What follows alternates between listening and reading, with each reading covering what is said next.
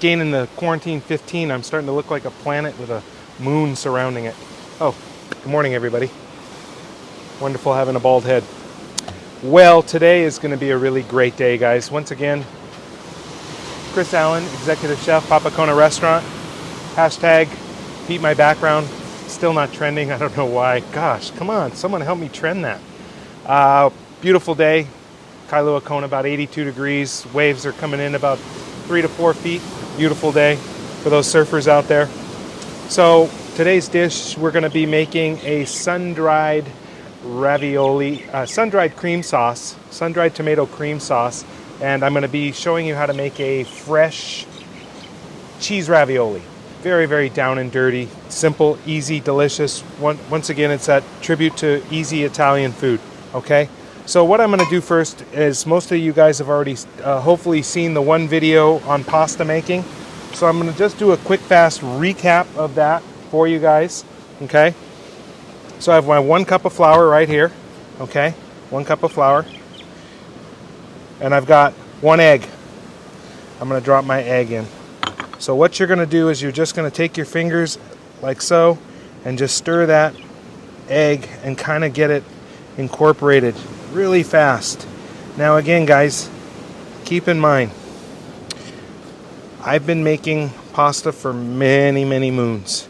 This is probably, gosh, pasta number, I'm going to say 8,900, and now I'm up to 73, I believe. But who's counting? So what I do is I want to just add in a little bit of water, a little bit at a time. Remember, guys, I'm not going to tell you you're going to add exactly this much water to this dough. It's not about that, because again, depending on where you live in this beautiful country of ours, some places are drier than others, some places are wetter than others. I happen to live in a very wet climate, okay? The humidity factor here in Hawaii is quite a bit different than, say, Palm Springs in California, okay? Very dry desert, okay? If you happen to live in a very arid, dry place, hey, let's bring in the Canadians. I think Calgary's pretty dry too, right? It gets dry up in Calgary.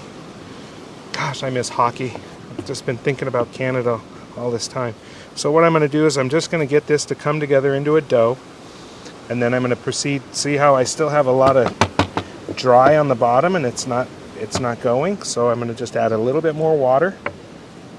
Okay, you got to be careful not to add too much water, otherwise you're just going to end up with like a paste. You want it to be kneadable. Kneady. Now remember, this is knead, K-N-E-A-D, not knead, N-E-E-D. It's what you call a synonym? Synonym? Is it a synonym? No? Gosh, antonym? Forget it. I'm going to go back and take a remedial 3rd grade English class over the quarantine. That's going to be my goal. I'm going to learn remedial English. You know, a preposition is on, above, on top, right? Okay, great. Well, enough of the... So you guys know now you're going to continue to knead this, okay? Knead this dough. If you have a pasta machine, what you're going to want to make sure you do, you can't stick this in your big pasta machine. See how thick that is? That won't go through your pasta machine. So if you're going to use a pasta machine, guys, make sure you thin it out really, really good. So it's actually going to fit in that opening hole, okay? Now, what I'll teach, and what you guys, if you happen to use one of those pasta machines, you'll say, hey chef, what number do I do it to?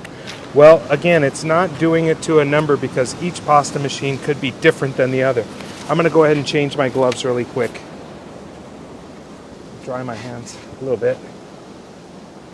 I should have some cornstarch up here.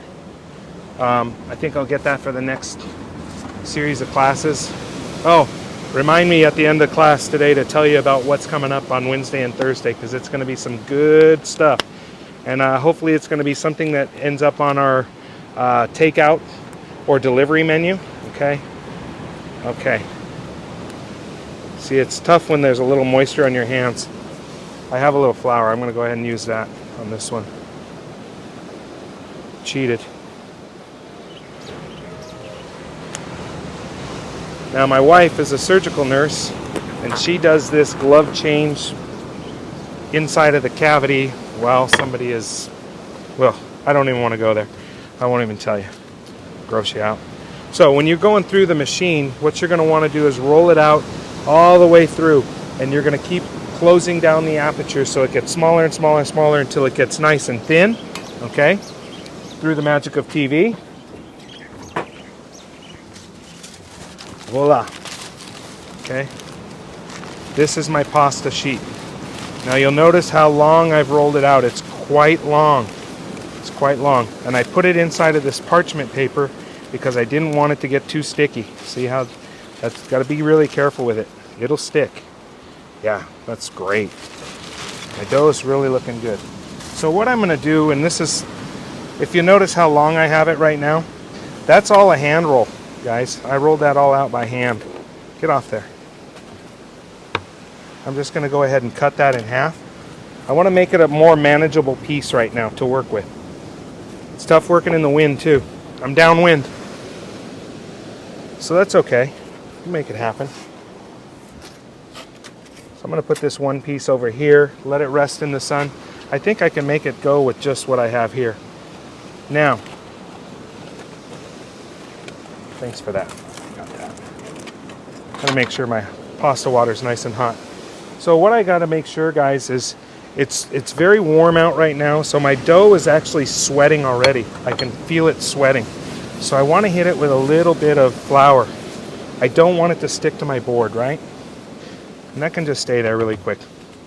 And what we're going to do is we're going to form these nice little raviolis real quick. Whoa! That's awesome. It's funny, we start to shoot our videos and it's a very calm day. You put a spoon on top or something? Huh? Put a spoon on top or something? Yeah, that's what I'll do. Keeps getting air. There we go. Okay. So what we're going to do is we're going to turn our attention to making our cheese filling, okay? So right here I've got it. I know you guys are all saying, geez, chef, you always use Gruyere. I love Gruyere. Gruyere is one of my favorites. So once you have your own show, use your own cheese, okay? It doesn't matter, guys. That's the beauty of cooking. It doesn't matter. So I'm putting in about equal parts of Parm and my beautiful Gruyere. Now here I have a Italian cheese called ricotta, and I mix it with a little bit of mascarpone. So it's two Italian cheeses. A little ricotta and a little bit of mascarpone. Okay? So all I'm going to do is I'm merely going to incorporate these cheeses into a mass of humanity, if you will. Okay? Rocket science, right? You guys all with me? Again, what kind of cheese do you guys want to put in here inside your ravioli? It doesn't matter. Okay, again, what I want you guys to learn from my cooking classes is it doesn't matter. Okay, it doesn't matter. So, I also have here, I got a little garlic. Might as well give it a little garlic, huh? Let's hit it with a little garlic. Just a little bit. Just as a, hey, I'm here, right? So now would be the time to do what, guys? Taste it, of course. You guys have been with me long enough now. Those of you that are watching.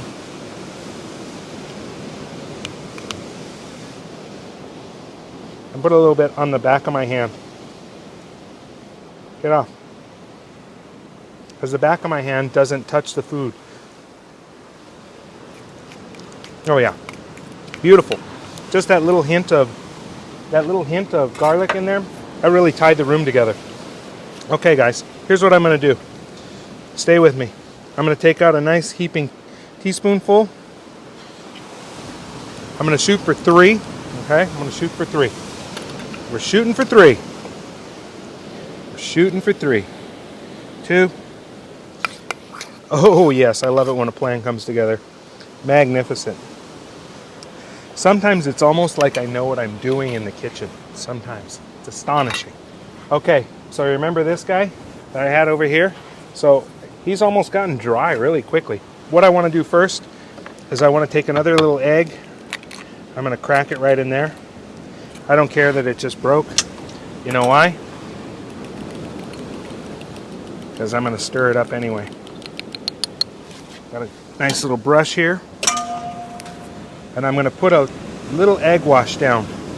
This is going to help the ravioli stick. Okay? So, again, this is very, very rustic cooking, guys. This is very, very rustic.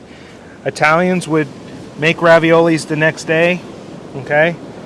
They would use their leftovers from the night before, okay, to make the raviolis for the next dinner's night. Okay, the next night's dinner. Okay? So I'm going to take this one. I'm just going to go ahead and lay it right over, just like so. Now this dough that I made here, guys, was done in a way that when I put it underneath my fingers, I can see writing. If you were to put a magazine or a newspaper or your iPhone with something written on your iPhone, there you go, you can do that. Now, there's several different schools of thought in ravioli making. Do you notice how I just did that, where I actually put one dough on top of the other?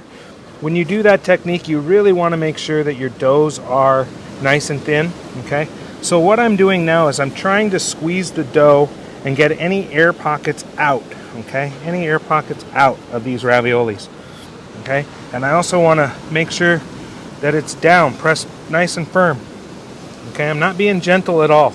I'm being very firm with it, okay? Now, I'm going to go for 3 giant ones.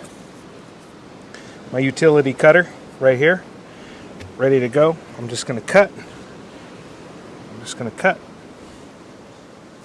I'm just going to cut. And my raviolis are done, right? And I can go like this. And you can reuse this and do others, okay? Now what I was talking to you guys about, so some people will actually do a single layer of dough. Okay, let's just pull off a single layer really quick. And what they would do is they would actually put, let's just pretend we're putting the filling in right here, okay? And they fold the raviolis over this way, okay? Into a little square or a little pocket, whatever they want to do. That's another way of doing it. It's half a dozen one hand, 3 dozen on the other hand, whatever. It's whatever you guys want to do. Now, these can just go off to the side, and I'm going to just put them over on a plate here and get them ready to go for presentation. My water's already up and running, and I'm going to wait to cook these till the last very second once I start to build this sauce.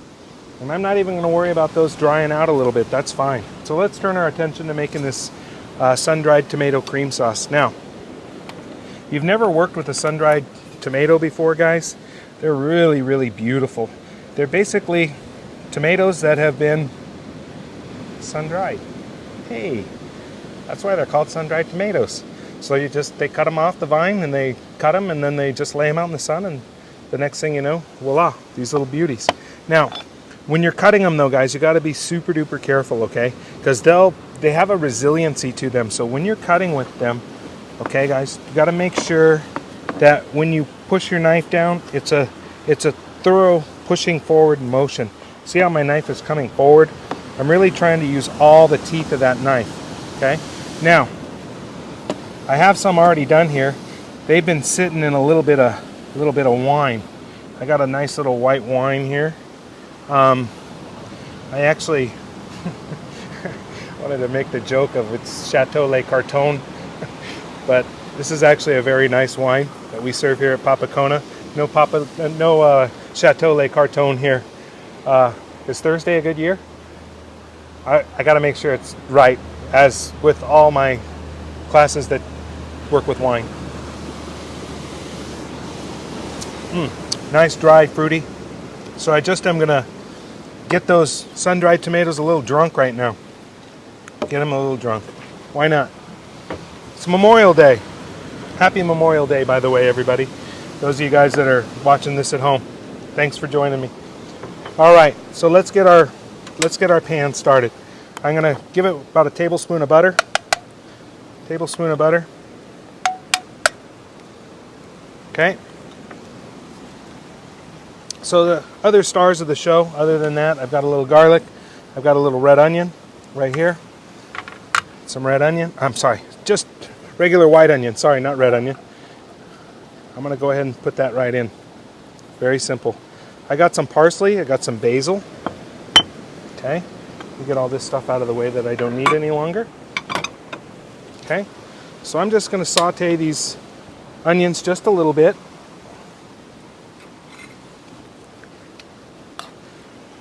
Okay. This sauce comes together really, really quickly, guys. Really, really quickly. Double check my heat. Great. It's up to temp. So let's take a look at our pasta water. Oh, great. It's already boiling, so I'm ready to go with that.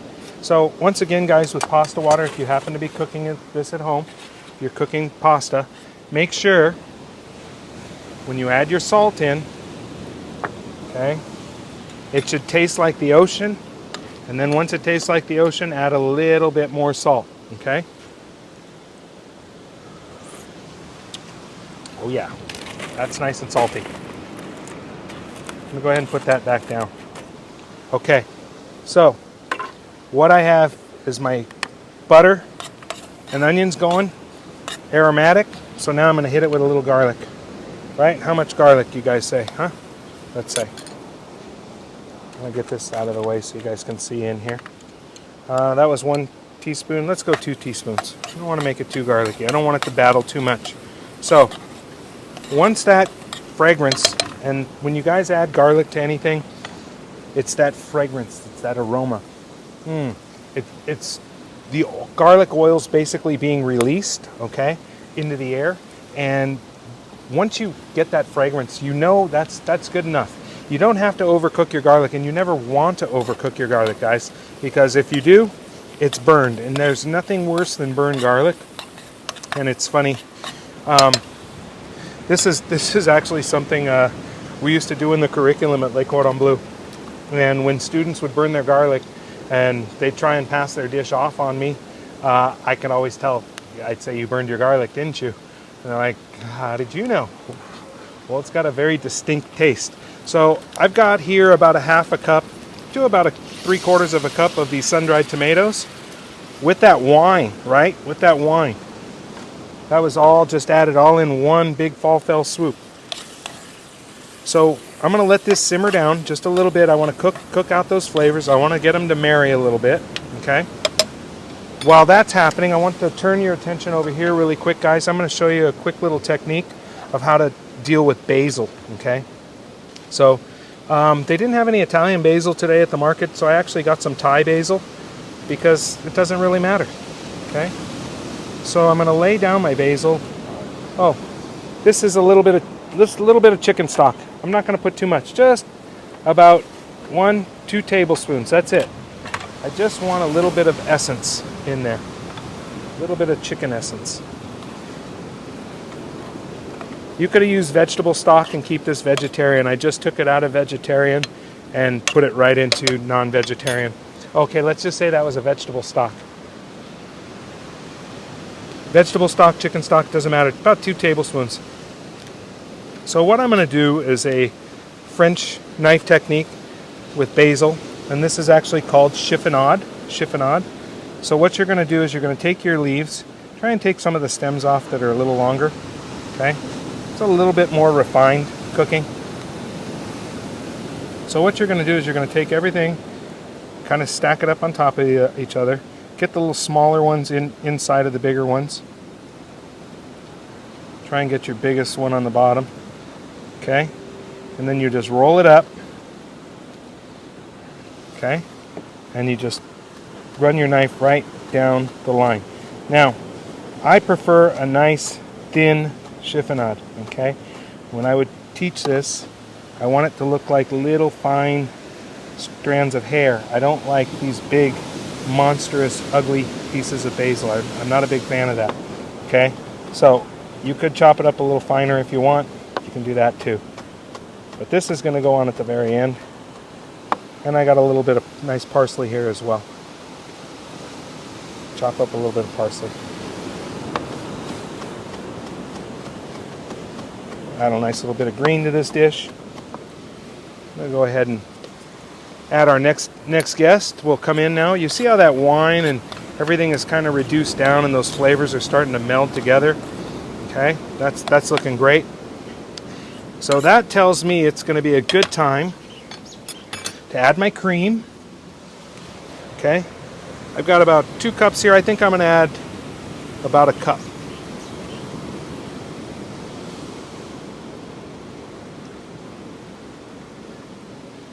Yeah, just about a cup. That's exactly what I added. It's fantastic. Give that a quick little stir. And while that's coming together and getting the temperature up, I want it to reduce down just a bit, okay? I definitely want this to reduce down. So now that that's the last addition of ingredients, other than my herbs, add in some herbs, let those flavors all come together. That's beautiful. It's almost like the Italian flag, red, white, and green. Okay. So at this point I'm going to taste, right? Again, I'm going to go to the back of my hand. We don't have to change my gloves. Oh, that's so good. That is just such a good sauce. That is just such a good sauce. It's so simple and so easy, guys. And there you go. I'm getting some bubbles here on the side, which is what I want to see. I want it to come up to a high simmer and actually start to reduce down. I want this cream sauce to thicken up a bit, okay? I don't want to use any roux or any slurry into this. That's just not the way to go. I'd rather thyme take care of that, okay? So, let's get rid of our handy dandy foil. And I'm just going to go ahead and drop in our raviolis. Now, one of the things I like to do when I'm cooking pasta is you saw that I had a double pasta there, yeah, guys? So what I'm going to do here is I'm actually going to take one of the double pastas, and this is going to be my canary in the coal mine, okay? You guys all know what a canary in the coal mine did? He actually was sent down in the coal mine to see if it was safe for the coal miners to go in with poisonous gas, and to what level. So these are my canaries in the coal mine, so to speak, because rather than pulling out my ravioli and taking a bite out of it, that's going to go to service to you, wouldn't it be smarter for me to pull it out of something that's exact same size to know its doneness? So that's what those little guys are in here. You want to take a quick little peek at them. You'll see them floating on their own, but they're of the same size. You see what I'm saying? They're of the same size. See that thickness there is the same thickness of these 2 pieces. So I'll be able to pull those 3 pieces out. Now, some tales will say once a ravioli floats, it's done. Not necessarily. Mine are already floating, and I just put them in. So I know they're not done, okay?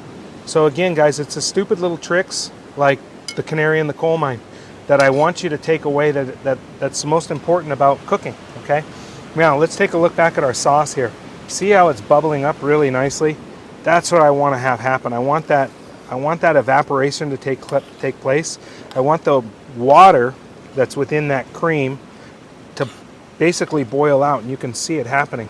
It's just boiling out, and you can see it's getting thicker by the minute, okay? That's looking good. You can see how it's getting thicker. I still want it to thicken up a little bit more, okay? Now, if I really wanted to cheat and get to another thickness, I could add some of this cheese, which, why not? Why not? I add a little bit of Parm and a little bit of that Gruyere. Why not? In these times, it's good to live life to its fullest. If you're cooking at home, go for it. Have some fun. I'm going to just continue to let that come down. Now, I have another little secret ingredient. So think about how much fat was in this with all that cream and butter as well. So it's always good to add a little acid to it. I know the sun-dried tomatoes bring a little acid to the table, but this is actually going to also bring a little acid to the table. It's going to help your tongue cut through that creaminess or that fattiness and help your tongue receive those flavors that much better. Oh yeah, look at that thickening up beautifully now. Happens very quickly, guys. Happens really quickly. So now's a good time for me to check my canaries in the coal mine. I'll let it cool down a little bit. I don't want to give you guys bad habits.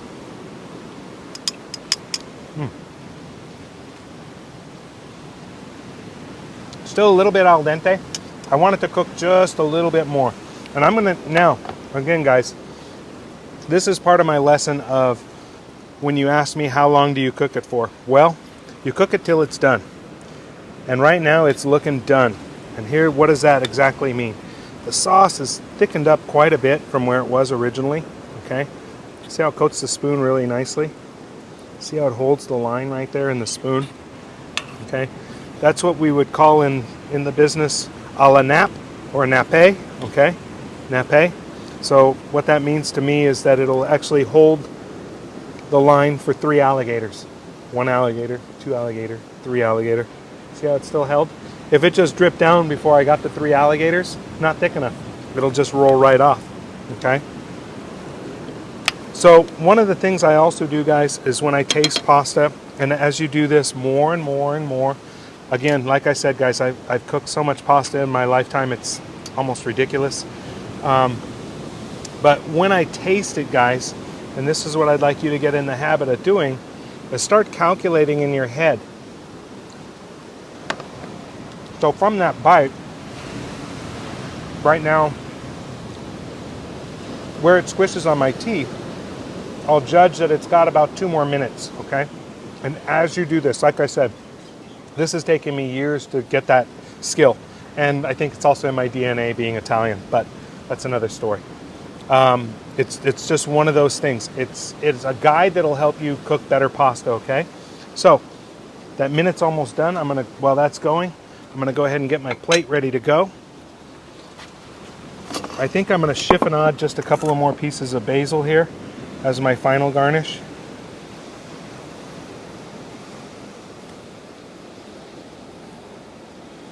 I'm gonna actually do this nice piece of basil too.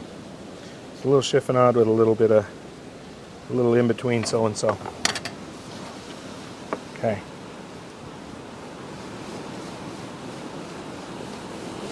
Again, nice and thin, guys. This was always a high grading criteria for me is how well you can do a chiffonade. Can you make it nice and thin? Okay. So my pastas are ready. I'll go ahead and I'm going to put them onto this plate and then slide them over to the other plate.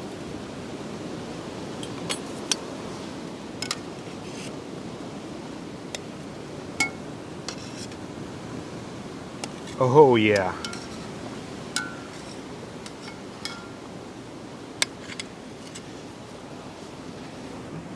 This one's good enough to be on the menu too. So what I'm going to do is just go ahead and lay these down like so.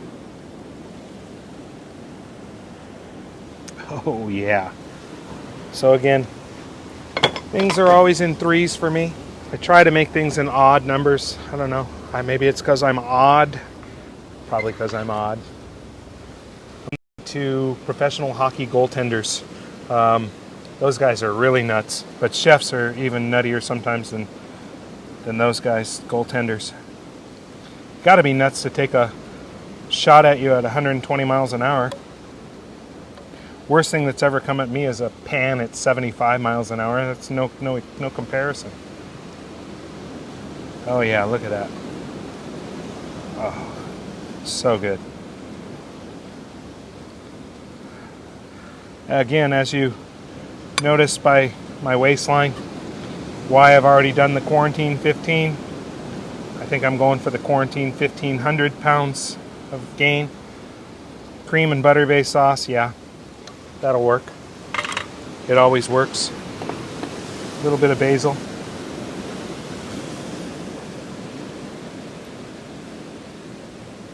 And I'm going to go ahead and put this sucker right in the center here. And that's the dish. Cheese raviolis with a sun-dried cream sauce. Just a beautiful, beautiful little dish.